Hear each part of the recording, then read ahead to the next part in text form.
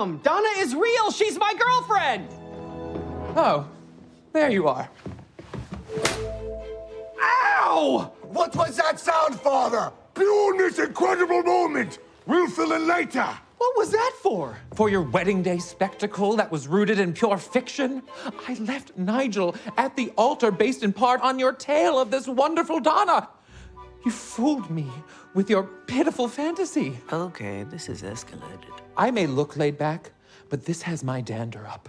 I kind of feel like he's stepping on my thing, but we don't have to get into that right now. Isaac, I would never make up a story like that. Donna is real! You've got to believe me!